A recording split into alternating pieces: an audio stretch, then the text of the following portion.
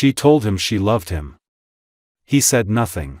18 months later, he saw her, holding his baby. Alex Stone had always lived his life by a code: discipline, focus, and silence where emotions were concerned.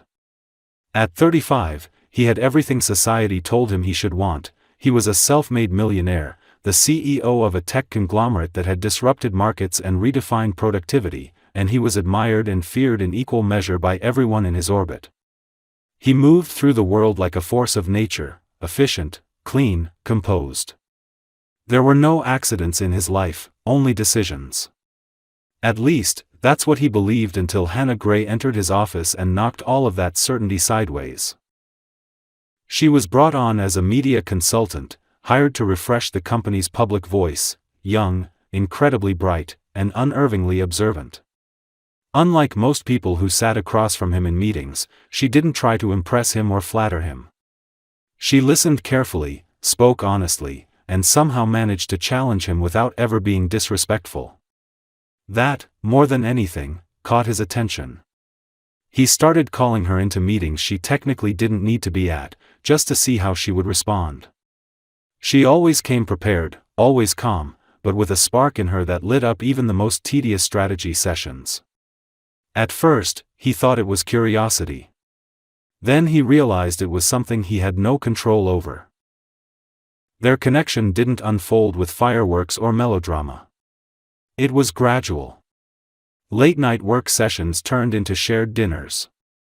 A casual, good job email turned into inside jokes. And then, without either of them realizing how deep the thread had woven, it became something undeniable. For Hannah, it was terrifying and thrilling. For Alex, it was a violation of his most important rule: never mix the personal with the professional. Still, he let it happen, until the moment she said what he feared most. It was after a long, rainy Thursday, the kind that draped the city in gray. They had just wrapped up an exhausting presentation, and she stayed behind after everyone else had left the boardroom. She was nervous, clearly, but composed. She looked him straight in the eye and said quietly, "Alex, I think I love you." He didn't move. He didn't blink. Inside, 1,000 alarms were going off. His chest tightened. His mind spun. But outwardly, he was silent. She waited. Seconds passed. Then more. Still nothing. Finally, she gave a small nod, almost to herself, and said, "Okay. I guess that's all I needed to know." The next morning, she submitted her resignation. She didn't give a dramatic reason, just cited personal clarity and thanked the team. He didn't stop her. He didn't even acknowledge the letter. Instead, he watched her walk out of the building with her box of belongings, head high, eyes forward. He told himself it was the right thing. That he was protecting her. That he wasn't the kind of man who belonged in the world of words like love and forever. But that night, he stood in his penthouse, surrounded by luxury and silence, and felt something he hadn't felt in years. Regret. Hannah didn't look back as she left the towering glass building that had been her world for nearly a year. The early autumn air bit at her skin as she stepped out onto the street, her arms wrapped tightly around the cardboard box holding the remnants of her time at StoneTech. A photo frame, a favorite mug, a pen she'd always kept in her blazer pocket, things that once meant routine, structure, even pride. But now, they felt hollow.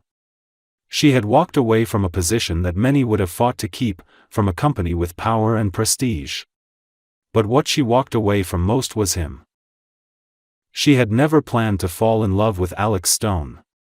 At first, he had been nothing more than a high-level name on her email threads, a voice she occasionally heard in quarterly briefings. But when they began working more closely, she saw past the headlines and the intimidating suits. Beneath the polished CEO exterior was a man who, despite being brilliant, seemed constantly at war with his own feelings. He asked for input but hated being questioned. He admired honesty but withdrew from vulnerability. And somehow, in the cracks between those contradictions, she had found herself drawn in. When she told him she loved him, she hadn't been looking for a declaration in return. She hadn't expected a grand gesture. All she had wanted was acknowledgement, something real, something human. But his silence was deafening. It wasn't just that he didn't love her. It was that he didn't even try to understand what her words meant. That silence told her everything she needed to know. So she resigned, not to punish him, but to free herself. She packed quickly that evening and left the apartment she had rented in the city. Her sister, Claire, lived in a quiet town 2 hours north, in a small house surrounded by trees that turned gold in the fall. Hannah had always loved visiting there, and now, it felt like the only place where she could breathe. She drove in silence, her phone on airplane mode, not wanting any last-minute messages or attempts at false closure. Alex wouldn't reach out. She knew that. And even if he did, it would be too late. In Claire's guest room, she unpacked slowly. There was no rush. No meetings. No schedule. Just the ticking of the old clock on the wall and the faint rustle of wind outside the window. She slept for 12 hours straight that first night, exhausted not just from leaving her job, but from everything she had held inside for months. 2 weeks later, her nausea began. At first, she dismissed it, stress, probably, or maybe the change in air. But when it didn't pass, she bought a test. She didn't tell Claire what she was doing. She just locked the bathroom door and stared at the stick in her shaking hands. 2 pink lines. Positive. Her knees nearly gave out. She sat on the cold tile floor for a long time, the test in her lap, tears sliding silently down her face. Not because she was sad. Not because she felt ashamed. But because she didn't know how to feel at all. The weight of the moment was so massive, it flattened every emotion. This wasn't just about her anymore. Her entire life had shifted without warning. She didn't call Alex. She thought about it. More than once. She even drafted a message on her phone. But the image of him in that boardroom, his face perfectly still as she spoke her heart, haunted her. If he couldn't say anything then, what would he say now? Would he believe her? Would he accuse her of trying to manipulate him? Or worse, would he offer cold, contractual support? She didn't want that. Her child didn't deserve that. She closed the message and never sent it. Claire noticed, of course. One night while they were watching a movie, Hannah got up to quietly throw up in the bathroom. When she came back, pale and tired, Claire paused the screen. "You're pregnant, aren't you?"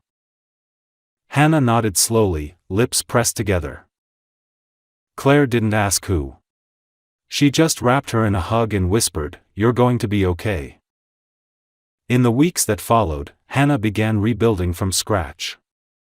She started freelancing from home, copywriting, translating, writing essays under a pen name. It didn't pay much at first, but it gave her purpose.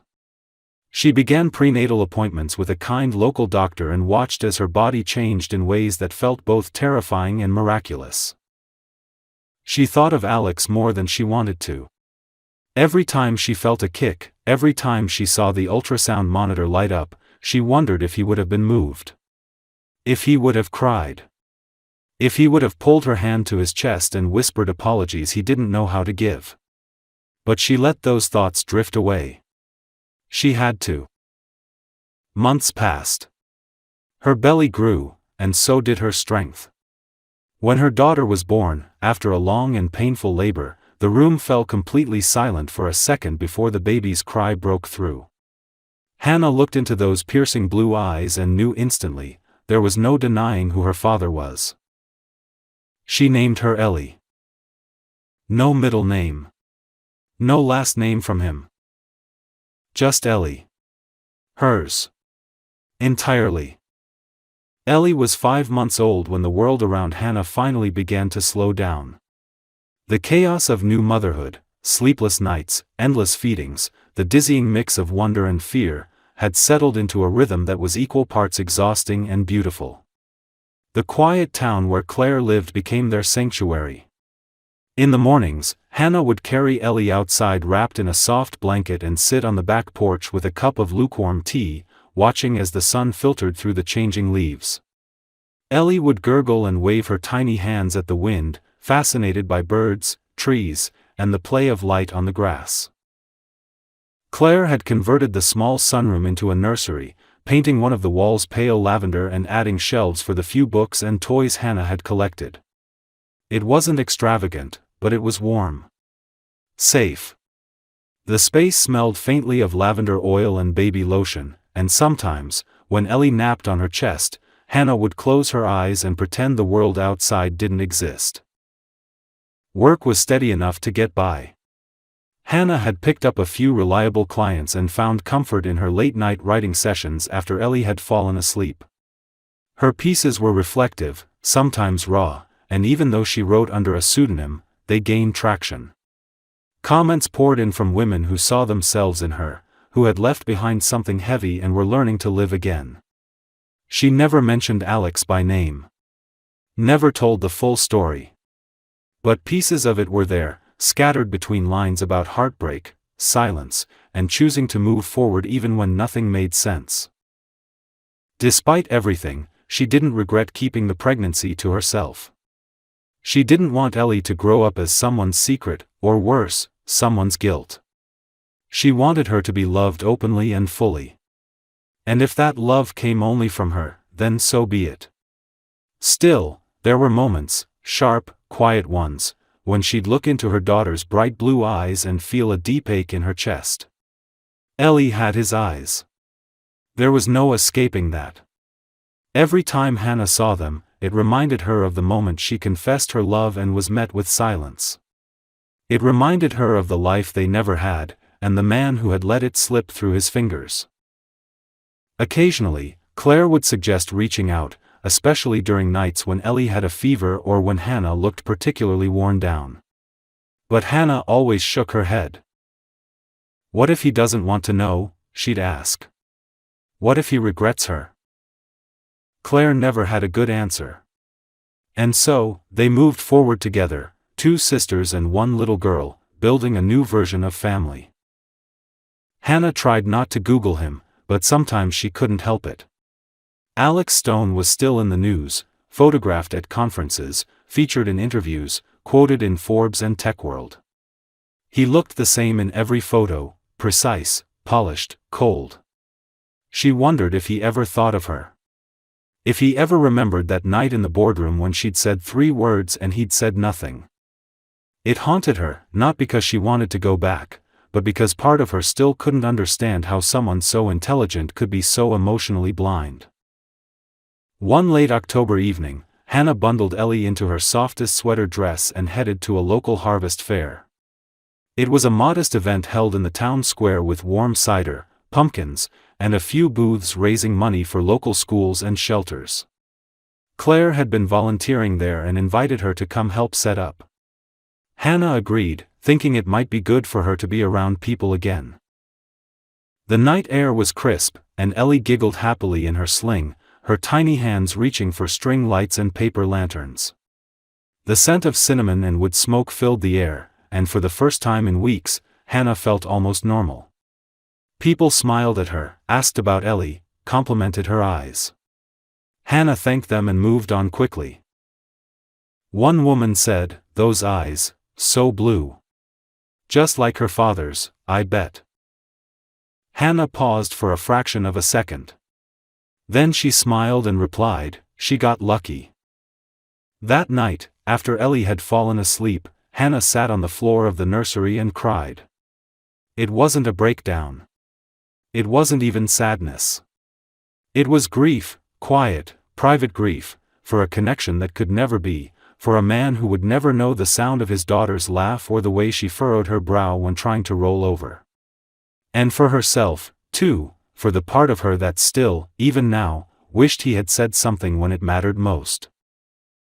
But then Ellie stirred in her crib and let out a sleepy sigh, and Hannah wiped her tears, stood, and whispered, "We're okay, baby. We're more than okay." Because in the absence of what could have been, Hannah had built something whole. Something quiet. Something real. The gala had never been something Alex Stone looked forward to, but he always showed up. As the CEO of one of the most visible and powerful tech companies in the country, he knew public appearances mattered. His team expected him to make the rounds, shake hands with donors, pose for press photos, and deliver a few polished remarks about innovation and philanthropy. He'd done it all before, hundreds of times. Usually, it was effortless. But that night, something about the air felt strange. It wasn't the elegant lighting, the orchestra playing in the corner, or the scent of champagne and wealth that filled the luxurious restaurant. It was something he couldn't name. A restlessness in his chest he hadn't felt in years. He walked through the crowd, exchanging practiced smiles, answering questions without truly hearing them, nodding when he was supposed to. His assistant, Dana, tried to keep him moving, whispering names and reminders into his ear. But suddenly he stopped, completely unprompted, turning his head toward the floor-to-ceiling windows overlooking the city. She was standing there. Hannah. She wasn't supposed to be here. Not in this world. Not in this city. Not this close.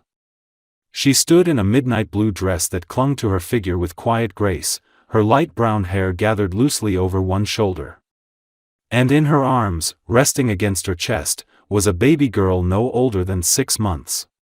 The child had dark tufts of hair and wide, clear blue eyes, eyes that hit Alex like a blow to the chest. For a moment, the noise around him disappeared. He couldn't hear the music, the chatter, the clinking glasses. He saw only them, Hannah and the baby, framed by the golden lights of the city skyline. Dana said something, but he didn't respond. He walked away from her without explanation and crossed the room with slow, deliberate steps. His mind raced with questions he wasn't ready to form.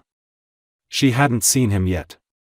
She was gently rocking the baby, speaking to her in a soft voice, completely unaware of the impact she was having just by existing in that space.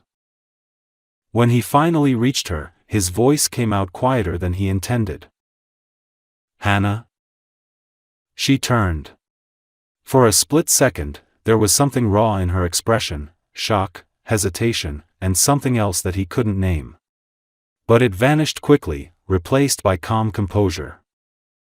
"Alex," she said evenly, as if they were two acquaintances crossing paths at a grocery store.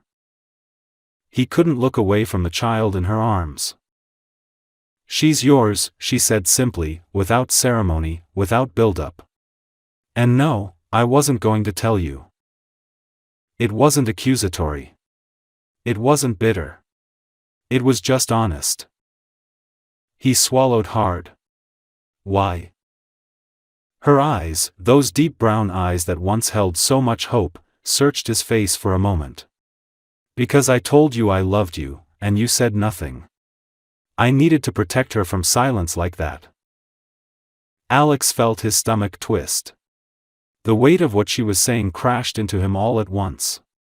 The silence he had used as a shield back then had become a wall that kept him from his own daughter. He took a breath. "Can we talk somewhere?" "I'm here on invitation from a friend," she said. "This isn't the place." He nodded slowly. "Will you let me see her? Just for a moment?" Hannah hesitated. Then, gently, she adjusted the blanket that covered the baby's tiny body and tilted her slightly toward him. The baby blinked up at him with impossibly blue eyes and yawned. "What's her name?" he asked, stunned by the sound of his own voice cracking. "Ellie," Hannah replied. "No middle name." He reached out instinctively but stopped himself halfway. Hannah noticed and nodded once. "You can hold her," she said quietly. "But not for long." With shaking hands, Alex took the baby into his arms.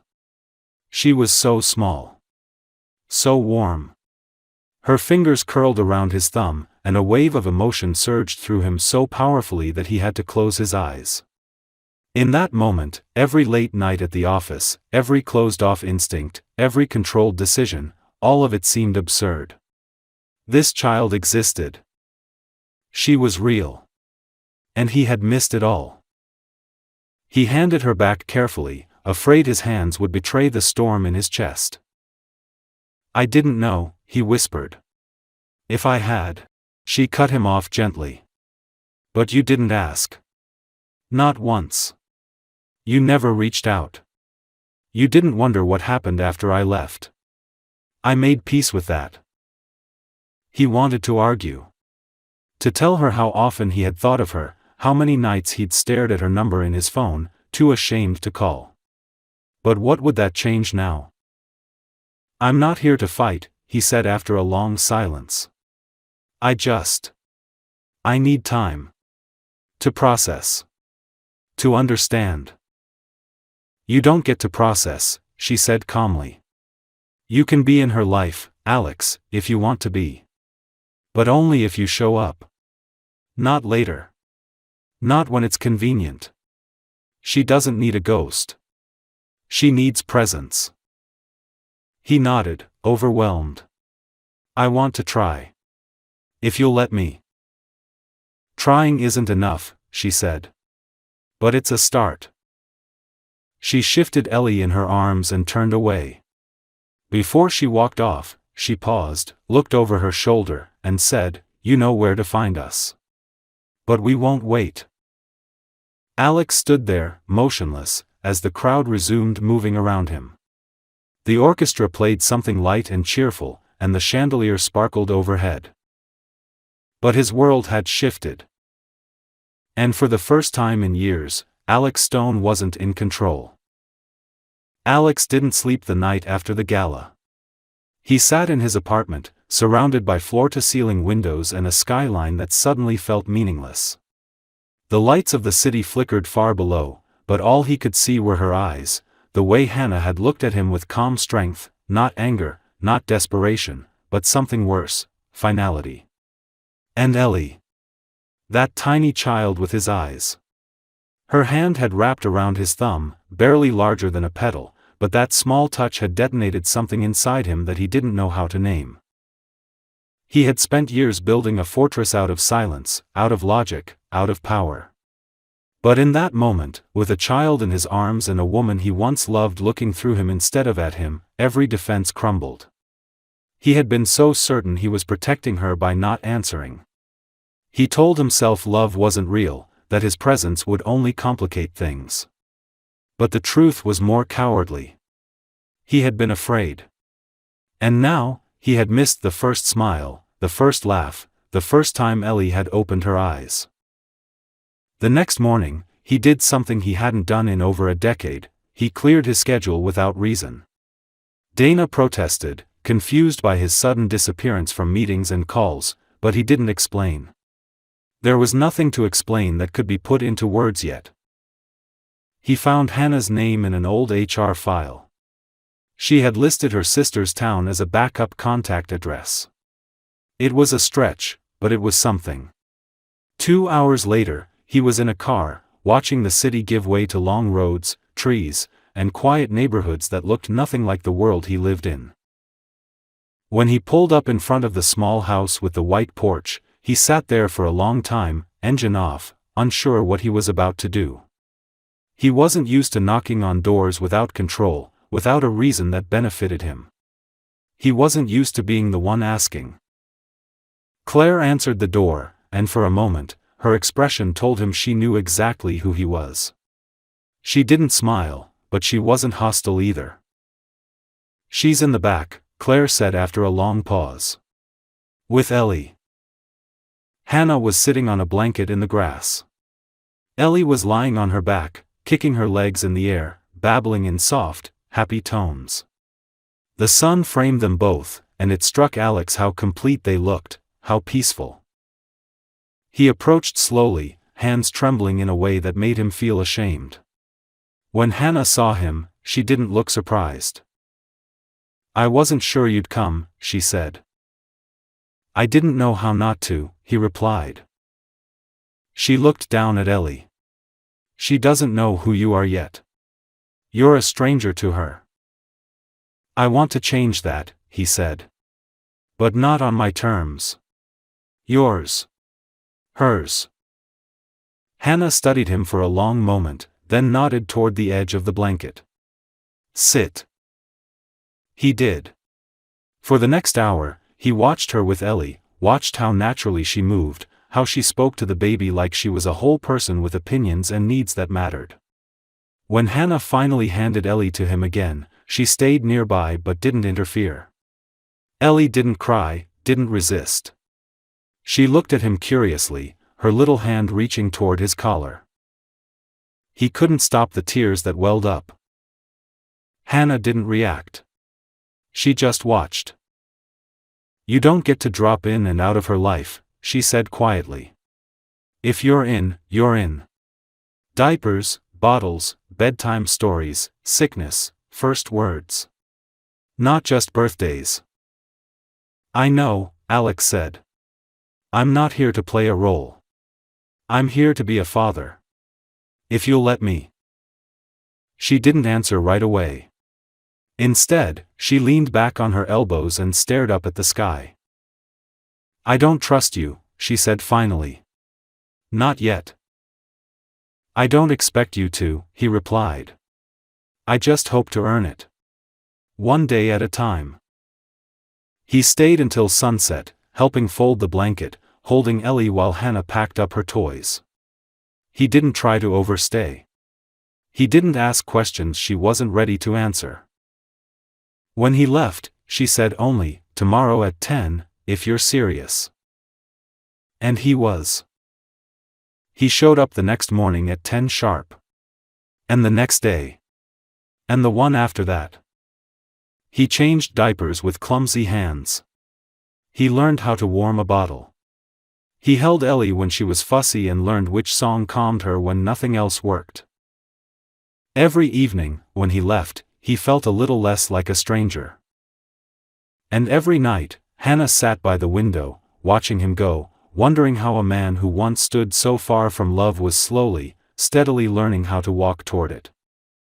By the third week, Alex had become a part of the daily rhythm, not just an occasional visitor or a curious presence on the edge of their lives.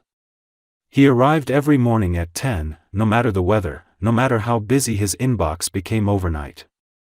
At first, Hannah kept her guard up, watching his every move with quiet skepticism, half expecting him to flinch or retreat when things became inconvenient or emotionally complex. But he didn't. He stayed. He held Ellie through teething cries, paced the floor with her during late-morning fussiness, and patiently learned how to distinguish between the different tones of her babble. His suits began to change. At first, he wore his usual tailored jackets, shirts crisp and perfect. But those soon gave way to soft sweaters, rolled sleeves, jeans with baby drool on the thighs. His hair, once always styled to perfection, grew slightly longer, curling a little at the ends. The change didn't make him look less powerful, it made him look real. Human. Someone Hannah almost didn't recognize. What surprised her most wasn't that he adapted. It was how quickly Ellie responded to him. She started reaching for him when he entered the room, her face lighting up with that gummy, open-mouthed smile that parents come to live for. She squealed when he made silly faces, patted his cheeks when he lay on the floor beside her, and clung to his shirt when he carried her on long afternoon walks through the trees behind the house. There was one afternoon that stood out more than the others. Ellie had just woken from a nap, cheeks flushed, hair sticking out in wild directions. Hannah was preparing a bottle in the kitchen, and when she walked into the living room, she found Alex on the floor with Ellie in his lap. He was softly singing an old lullaby, one she hadn't heard since childhood, his voice quiet and rough around the edges. Ellie's head rested against his chest, tiny fingers curled into the fabric of his sweater. He didn't notice her watching until he turned his head and their eyes met. Neither of them spoke. The silence wasn't uncomfortable, it was layered with meaning. That image stayed with her all day and deep into the night. Later, Hannah sat alone on the porch, arms around her knees, and tried to reconcile the man she once knew with the man who now came back every single day. She remembered how it felt to say, "I love you," to him and be met with silence, a wall of distance that had nearly broken her. But the man who came now didn't hide behind silence. He spoke with actions. With presence. With the quiet, undeniable truth of consistency. Still, the wound hadn't fully healed. Part of her held onto it because she didn't know how to let go of something that had changed her so deeply. Forgiveness, she realized, wasn't a door you walked through once. It was a hallway you had to choose to keep walking down. That weekend, Alex showed up with a small stack of board books and a toy giraffe. When Hannah laughed and teased him for spoiling Ellie, he looked sheepish. "I didn't know what to bring," he said.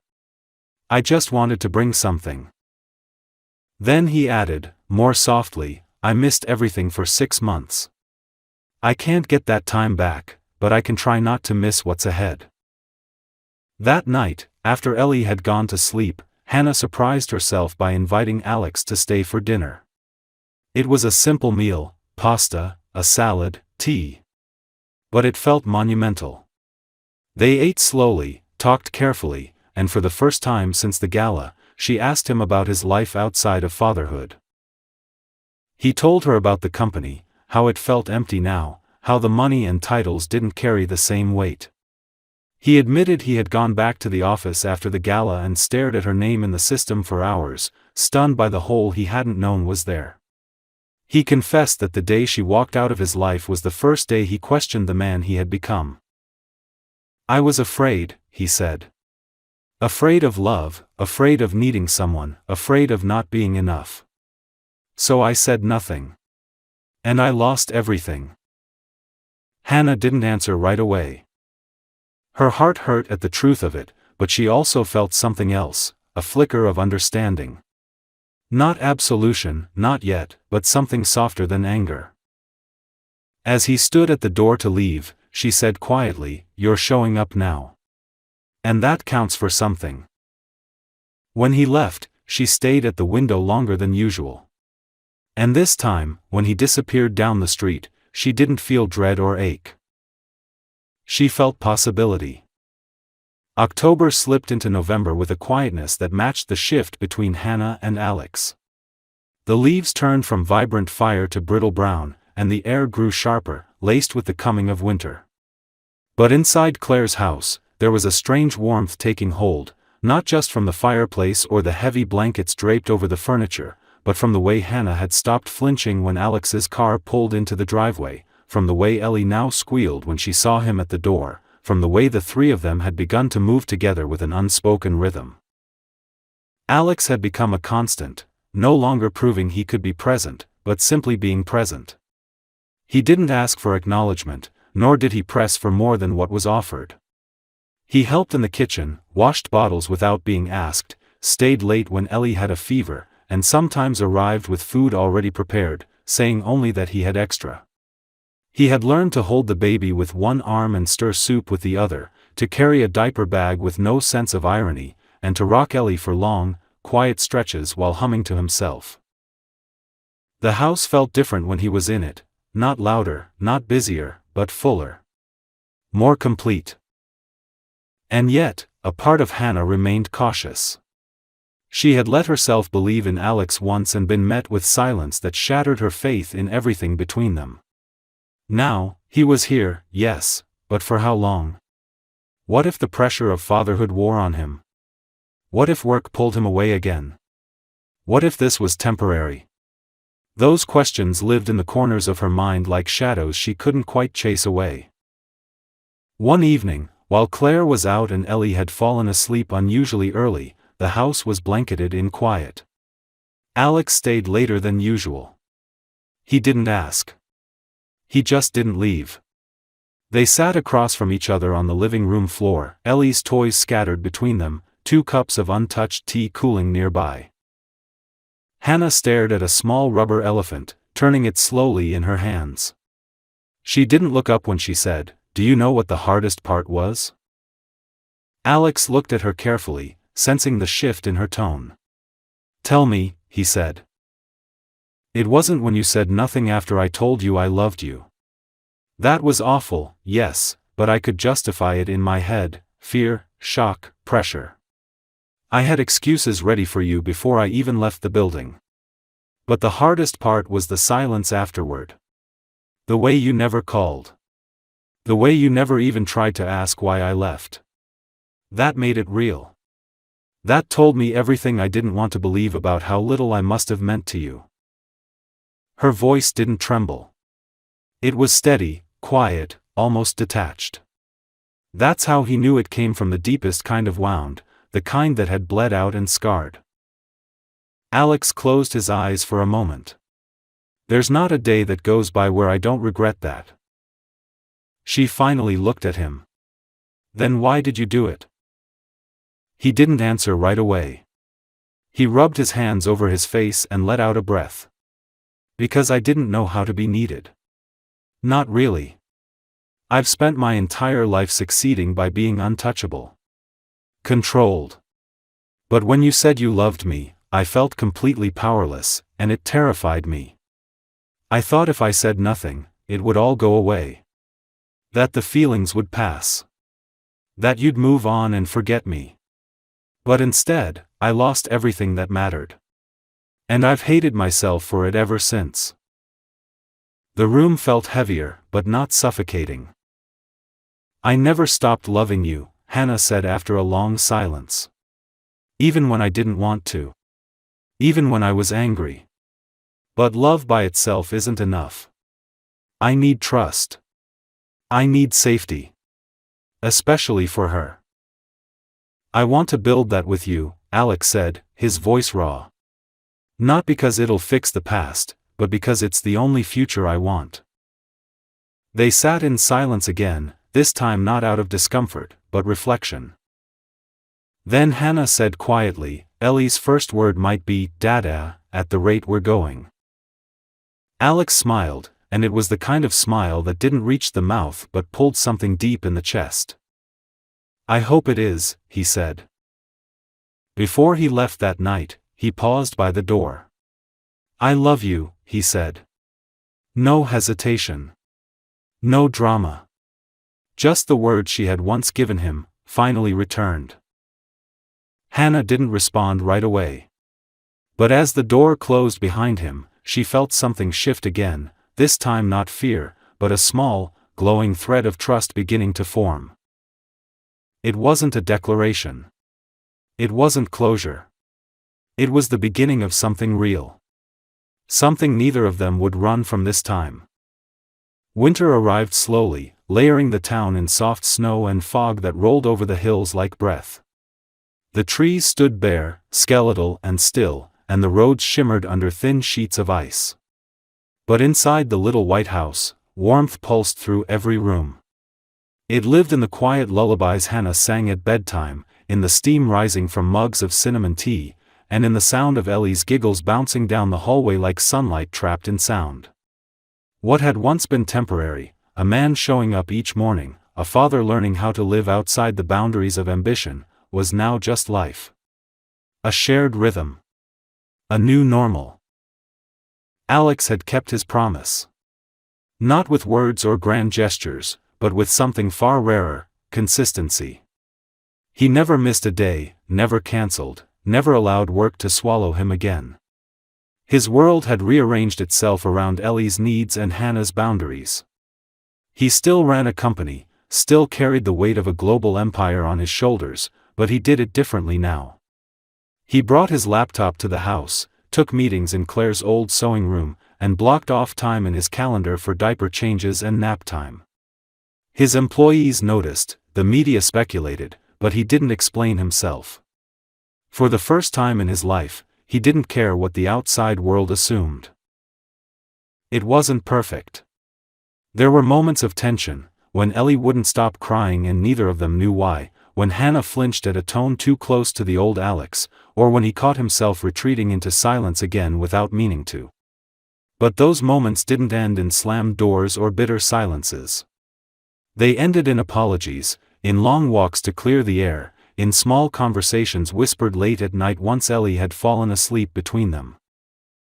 One Sunday morning, as snow fell quietly against the windows, Hannah sat on the couch in thick socks and a worn sweater, feeding Ellie, who was now sitting upright on her own. Alex was in the kitchen making coffee, stronger than Hannah liked, but it had become his ritual. As he moved around, humming under his breath, Hannah looked at him and realized something she hadn't said out loud. She wasn't waiting for him to leave anymore. The fear was still there, a quiet echo in her bones, but it no longer controlled her. He was still here. He had chosen them again and again, not because he felt obligated, but because he wanted to. That difference meant everything. That afternoon, Alex took them both to the park. Ellie, bundled in layers of knit and fleece, had just begun taking steps with help, her hands gripping their fingers on either side. She squealed each time her boots crunched through snow, and Alex laughed with a kind of freedom Hannah had never seen in him before. It wasn't the laugh of a man closing a deal or hearing good news. It was lighter. More human. She reached for his arm without thinking, and he looked at her with quiet, hopeful eyes. Later that night, after Ellie had been tucked in and the snow thickened outside, Hannah stood in the doorway of the living room and watched Alex adjust the ornaments on the tree he'd helped them decorate the week before. There was something almost absurd about the way he looked in that moment, this man who had once measured success in acquisition numbers now crouching beside a lopsided tree, wearing socks with tiny snowmen and humming a Christmas carol under his breath. She stepped forward and touched his shoulder. He turned, and she said, simply, "Stay." He blinked, unsure he'd heard her correctly. "Tonight?" "No," she said, her voice calm, certain. "For good." He didn't speak. Instead, he rose to his feet, stepped toward her, and took her hands in his. There was nothing grand in his gesture. No ring. No proposal. Just presence. Just honesty. "I wasn't ready when you gave me your heart," he said. "But I've been ready every day since you gave me a second chance." She leaned into him, and for the first time in what felt like years, there was no weight between them. Months later, on a quiet spring morning, they married in the backyard, surrounded by Claire and a few close friends. Ellie toddled through flower petals in a white dress too big for her and stole the attention from everyone. There was no orchestra, no press, no spectacle. Just promises exchanged under sunlight, and laughter that lingered in the trees. It wasn't the life Hannah had once imagined, but it was real. Built not on perfection, but on brokenness, healed slowly by love that showed up, again and again. And when Alex bent to kiss her hand that night, holding their daughter in his other arm, she knew without doubt that she had not lost anything after all. She had found everything. As the author, I believe the ending of this story is a testament to the quiet power of redemption, not the loud, dramatic kind, but the kind that takes time, consistency, and humility. Alex's transformation wasn't instant, nor was Hannah's forgiveness. That's what makes it real. Love here isn't portrayed as a fairy tale, but as something deeply human, flawed, painful, yet resilient. The story reminds us that some silences hurt more than lies, but also that healing is possible when someone is truly willing to change. Hannah didn't wait for Alex to rescue her, she built a life on her own, and that strength is what made space for them to reconnect, not as who they were, but as who they chose to become. In the end, it's not the grand gestures that define love. It's the everyday presence, the willingness to show up when it's hard, and the courage to believe in second chances. That's why this ending, for all its softness, feels powerful, because it earns its happiness.